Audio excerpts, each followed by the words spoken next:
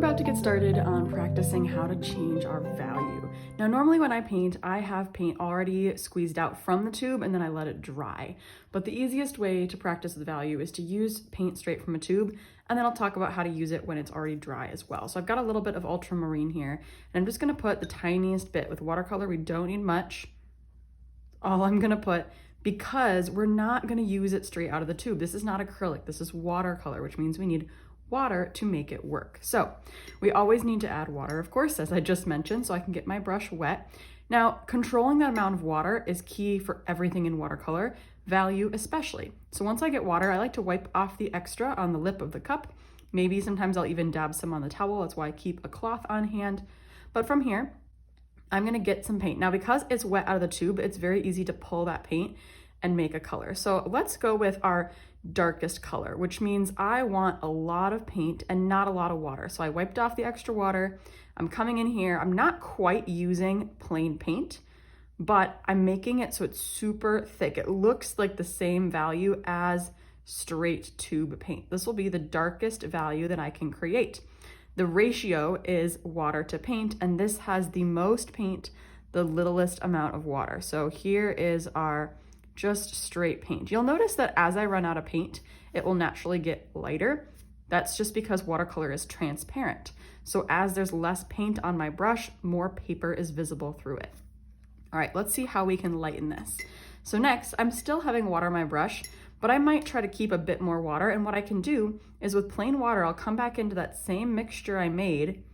And because it was already watered down a tiny bit, adding more water is just gonna make it even lighter, right? So now I've got a bit more of an even ratio of paint to water.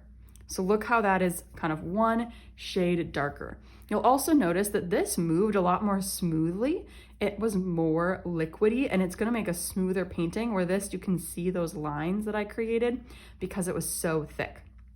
One thing you'll hear people talk about when it comes to consistency is creamy, and then there's coffee and tea. This was pretty creamy. You can actually even see the lines I painted. This was much more coffee.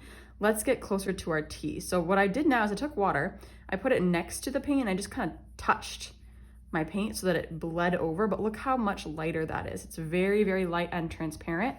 So when I come in now, it's even lighter. Light, light, light in value. So when we're making a painting, we're gonna normally do the reverse of what I just did. We're actually gonna start with our lightest value. So here's just a little sphere, got my lightest value. Because I can go darker, I can't go lighter. Now, if you make a mistake and you need to go lighter, I talk about that in a different video, so check that out for how to erase or fix mistakes, and that's one way you can go lighter. But generally in watercolor, you start light, you go dark. Now that I have that light sphere, I'm gonna go back in with some water, and I'm gonna try to get that medium again, which means I'm gonna pull more paint to try to get that kind of half and half ratio. So I'm going for more coffee consistency. And then with watercolor, we like to build up those layers. So I can drip in this second value. Look how it's spreading and going everywhere. I'm gonna do kind of this, just turn this into a sphere ball exercise. So I've got my second value everywhere. You'll notice that it likes to bleed and bloom and move and spread. That's just the personality of watercolor. If I dry my brush off, I might take a little bit of this water out if it was just too much water. I talk more about that in my fixing mistakes video, but here I can do it just a little bit. So now I've got this light and medium. Now to get the darkest value, I'm gonna go back again. Still some water on my brush because we have to have water to make it work. But now I'm gonna have mostly paint. And with this creamy, thick consistency, it's not very watery, so it's not gonna bleed as far. I can go right on the outside, and look how this is even darker than the other values. So now I have light, medium, dark, all in the same shape. This was a technique called wet on wet, where I continued to paint while the paint was wet. So wet paint on wet paper. There are a million techniques in watercolor.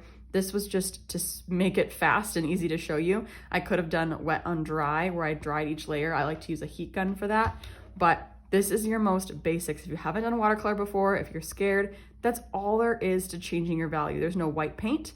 Water is your white paint. So by changing the amount of water, you are changing the value. Again, as you run out of paint, it'll naturally get lighter because you're becoming more and more transparent.